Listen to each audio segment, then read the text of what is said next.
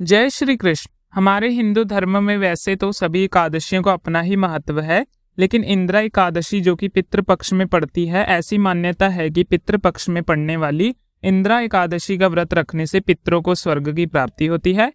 साथ जीवन में सुख समृद्धि और मृत्यु के बाद मोक्ष की प्राप्ति हो जाती है, यानी कि बार बार जीवन और मरण के चक्कर में नहीं आना पड़ता। इसलिए इंद्र एकादशी व्रत का महत्व भी अध पढ़ा जाता है और पितृपक्ष में आने वाली इंद्र एकादशी का व्रत रखकर उसका पुण्य फल अपने पितरों को समर्पित कर दिया जाए तो नरक में गए हुए पितरों को भी स्वर्ग की प्राप्ति हो जाती है। धार्मिक मान्यताओं के अनुसार अगर आप किसी वजह से पितृपक्ष में अपने पूर्वजों का श्राद्ध ना कर पाएं, इंदिरा एकादशी का व्रत जरूर रखें, क्योंकि इंदिरा एकादशी का व्रत पूर्वजों को श्राद्ध के समान फल देता है और इससे पितरों को मोक्ष की प्राप्ति होती है। व्रत रखने वाले सभी भक्तों को आज के दिन इंदिरा एकादशी की व्रत कथा जरूर पढ़नी चाहिए। कथा को पूरा सुने, वरना इसका लाभ नहीं होता है, और क्योंकि कथा सुनने मात्र से भी आने जाने वाले जीवन में सभी पापों का नाश हो जाता है। इसलिए अब हम आपको सुनाते हैं इंदिरा एकादशी की संपूर्ण कथा। महाभारत युद्ध में मारे गए अपने सग संबंधियों की आत्मा और मोक्ष दिलाने, उन्हें संतुष्टि करने की इच्छा से धर्मराज युधिष्ठिर ने भगवान श्री कृष्ण से अश्विन मास के कृष्ण पक्ष की एकादशी के बारे में पूछा। हे प्रभु, अब आप कृपा करके अश्विन मास के कृष्ण पक्ष की एकादशी की कथा को कहिए। इस एकादशी का क्या नाम है और इस व्रत को करने से कौन सा फल मिलता है, सब कुछ विस्तार पूर्वक कहिए। तब भगवान श्री कृष्ण ने धर्मराज युधिष्ठिर से कहा, हे धर्मराज, अश्विन मास के कृष्ण पक्ष की एकादशी का नाम इंदिरा है। इस एकादशी का व्रत करने से सभी पाप नष्ट हो जाते हैं, नरक में गए हुए पितरों का भी उद्धार हो जाता है। हे युधिष्ठिर, इस एकादशी की कथा को सुनने मात्र से ही मनुष्य को अनंत काल की प्राप्ति होती है। अब मैं एकादशी की कथा सुनाता हूँ, तुम ध्यान पूर्वक सुनो। सतयुग में महेशमती नाम की नगरी में इंद्रसेन नाम का एक प्रतापी राजा राज्य करता था। वह पुत्र पौत्र धन धान्य आदि से परिपूर्ण था। उसके शत्रु भी सदैव उससे भयभीत रहा करते थे। एक दिन राजा अपनी राज्यसभा में सुखपूर्वक बैठा था। महर्षि नारद वहां आए। महल में महर्षि नारद की उपस्थिति देखकर राजा आसन से उठे और प्रणाम करने हेतु आदर सहित आसन दिया। तब महर्षि नारद ने कहा, हे राजन, आपके राज्य में सब कुशल से तो है ना? मैं आपकी धर्म प्राणियता देखने अत्यंत प्रसन्न हूँ। राजा कहने लगे, हे देवऋषि, आपकी कृपा से मेरे राज्य में सब कुशल पूर्वक है। आपकी कृपा से मेरे यज्ञ कर्म आदि भी सफल हो गए हैं। हे महर्षि, अब आप कृपया करके ये बताइए कि आपका यहाँ आगमन किस उद्देश्य से हुआ है और मैं आपकी क्या सेवा कर सकता हूँ। राजा की बात सुनकर देव नारद कहने लगे, हे राजन, मुझे एक महान आश्चर्य हो रहा है कि एक बार जब मैं ब्रह्मालोक से यमलोक गया था, तब मैंने यमराज की सभा में तुम्हारे पिता को बैठा देखा। तुम्हारे पिता महान ज्ञानी, दानी और धर्मात्मा थे, लेकिन एकादशी के व्रत बिगड़ जाने के कारण वह यमलोक में चले गए। तुम्हारे पिता ने तुम्हारे लिए एक संदेश भिजवाया है। राजा ने ये बात सुनकर बड़ी उत्सुकता के साथ पूछा, महर्षि, कृपया करके जल्दी बताइए। तब देवऋषि नारद कहने लगे, राजन, तुम्हारे पिता ने कहा है कि महर्षि, आप मेरे पुत्र इंद्रसेन को, जो कि मेरी महेशमती नगरी का राजा है, उसके पास जाकर एक संदेश देने की कृपा करें कि मेरे किसी पूर्व जन्म के बुरे कर्म के कारण ही मुझे यमलोक मिला है। यदि मेरा पुत्र अश्विन मास के कृष्ण पक्ष की इंदिरा एकादशी का व्रत करता है तो मुझे मुक्ति मिल जाएगी। मैं इस लोक से छूटकर स्वर्गलोक में वास करूंगा। इंद्रसेन को अपने पिता के यमलोक में पड़े होने की बात सुनकर बहुत दुख हुआ और उसने नारद जी से पूछा, हे नारद जी, ये तो बड़े दुख का समाचार है कि मेरे पिता यमलोक में पड़े हैं। मैं उनकी मुक्ति का उपाय अवश्य करूंगा। अब आप मुझे इंदिरा एकादशी व्रत का विधान बताने की कृपा करें। नारद जी कहने लगे, हे राजन, अश्विन मास के कृष्ण पक्ष की 10वीं तिथि के दिन प्रातःकाल श्रद्धा पूर्वक स्नान करना चाहिए। इसके बाद दोपहर को भी स्नान करना चाहिए। उस समय जल से निकलकर श्रद्धा पूर्वक पितरों का श्राद्ध करें। उस दिन केवल एक समय शुद्ध सात्विक भोजन करें और रात्रि को पृथ्वी पर शयन करें। इसके बाद दूसरे दिन अर्थात एकादशी के दिन नित्य कर्मों से निवृत्त होकर स्नान करने के बाद भक्ति पूर्वक व्रत को धारण करें और इस व्रत का संकल्प लें, आज मैं निराहार रहूंगा और इसके बाद अगले दिन ही भोजन ग्रहण करूंगा। हे प्रभु, हे नारायण भगवान, आप मेरी रक्षा करने वाले हैं, आप मेरे इस उपवास को संपूर्ण कराइए। इस प्रकार संकल्प करने के बाद आचरण करके दोपहर को शालिग्राम भगवान जी की प्रतिमा को स्थापित करें। ब्राह्मणों को बुलवाकर भोजन कराएं और उन्हें दान दक्षिणा अपनी समर्थता के अनुसार दें। भोजन का कुछ हिस्सा गाय को जरूर दें और भगवान विष्णु का धूप दीप नैवेद्य आदि से पूजन करें। एकादशी की रात्रि को जागरण करके इसके बाद द्वादशी तिथि के दिन मौन रहकर बंधु बांधन सहित भोजन करें। हे राजन, ये इंद्रिया एकादशी के व्रत की विधि है। अगर तुम आलस्य त्याग कर इस एकादशी के व्रत को करोगे तो तुम्हारे पिता अवश्य ही स्वर्ग के अधिकारी बन जाएंगे, उन्हें मोक्ष मिल जाएगा। देव नारद इस प्रकार राजा को व्रत का सब विधान समझाकर अंतर ध्यान हो गए। राजा ने फिर इंदिरा एकादशी के आने पर उसका विधान पूर्वक व्रत किया। बंधु बांधन सहित इस व्रत को करने से आकाश से पुष्पों की वर्षा हुई। राजा के पिता यमलोक से रथ तक चढ़कर स्वर्गलोक को चले गए। इस एकादशी के प्रभाव से ही राजा इंद्रसेन को भी मोक्ष का प्रदान हुआ और अंत में स्वर्गलोक को गए। भगवान श्री कृष्ण ने धर्मराज से कहा, हे धर्मराज, ये मैंने तुम्हारे सामने एकादशी के महात्मा का वर्णन किया है। इस कथा को पढ़ने और सुनने मात्र से ही सभी पापों का नाश हो जाता है। अंत में मनुष्य स्वर्गलोक का अधिकारी बनता है। अब सुनिए पितरों को समर्पित एक और पौराणिक कथा। पौराणिक कथा के अनुसार जोगे और भोगे नाम के दो भाई थे। दोनों अलग अलग घरों में रहा करते थे। जोगे के पास धन की कोई कमी नहीं थी, लेकिन भोगे बहुत ही निर्धन था। फिर भी दोनों भाई एक दूसरे से बहुत प्रेम करते थे। धनवान होने के कारण जोगे की पत्नी को धन का बड़ा अभिमान था। वहीं भोग की पत्नी गरीब थी, लेकिन सुशीला और शांत स्वभाव की थी। जब पितर पक्ष आया, जब जोगी की पत्नी उससे पितरों के श्राद्ध करने के लिए कहा, तब जोगे ने इसे व्यर्थ का कार्य समझकर टालने की कोशिश की।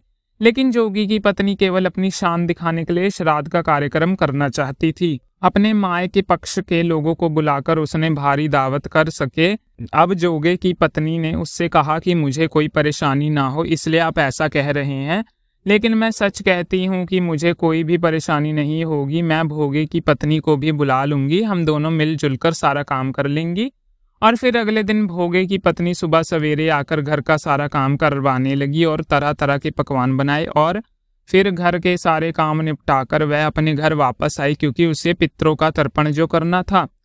अब जब पितर भूमि पर उतरे तब वह सबसे पहले जोगे के यहाँ गए। वहां उन्होंने देखा कि ससुराल पक्ष के सभी लोग भोजन करने में जुटे हैं। वहां ये देखकर पितर बड़े निराश हुए। उसके बाद जोगे भोगे के पितर जो थे वह भोगे के यहाँ गए। जोगे बहुत गरीब था। वहां जाकर उन्होंने देखा कि मात्र पितरों का नाम केवल आज्ञादारी दे रहे हैं, हमारा तर्पण कर रहे हैं।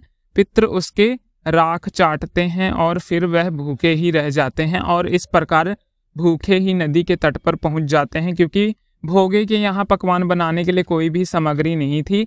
अब थोड़ी ही देर में सारे पितर अपने अपने यहाँ का श्राद्ध ग्रहण करके इकट्ठा हो गए और फिर वह आपस में बताने लगे कि उनके संतानों ने किस किस तरह से श्राद्ध के लिए पकवान बनाए थे। अब सभी पितरों ने अपने अपने संतान के द्वारा किए गए तर्पण का वर्णन कर दिया।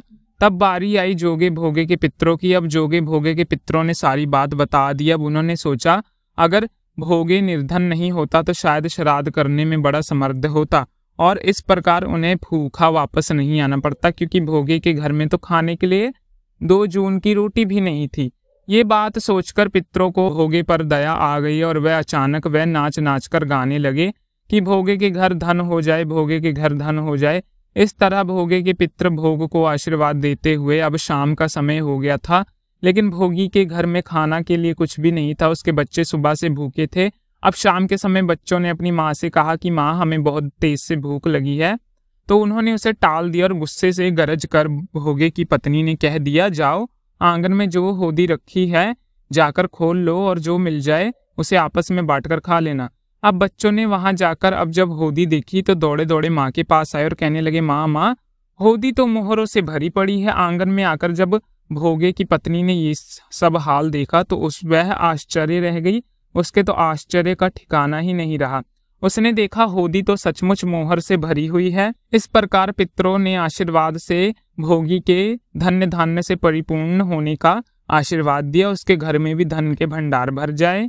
लेकिन भोगी को इस बात का बिल्कुल भी घमंड नहीं हुआ। अब उनके घर में धन की कोई कमी नहीं थी, इसलिए अगले साल पूरी श्राद्ध के साथ भोगे और उसकी पत्नी ने अपने पितरों का श्राद्ध किया।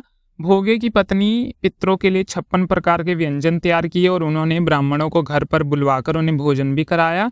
साथ ही जब जेठ जेठानी को बुलवाकर सम्मान के साथ सोने चांदी के बर्तन में भोजन भी कराया। ऐसा करने से उनके पितृ बहुत प्रसन्न हुए। उन्हें सदा खुश रहने का आशीर्वाद देकर पितृ तृप्त होकर धरती से वापस चले गए। और सुनिए एकादशी माता की आरती। ओम जय एकादशी माता मैया, जय एकादशी माता, विष्णु पूजा व्रत कर धारण शक्ति पाता। ओम जय एकादशी माता, तेरा नाम गिना देवी भक्ति प्रदान करें।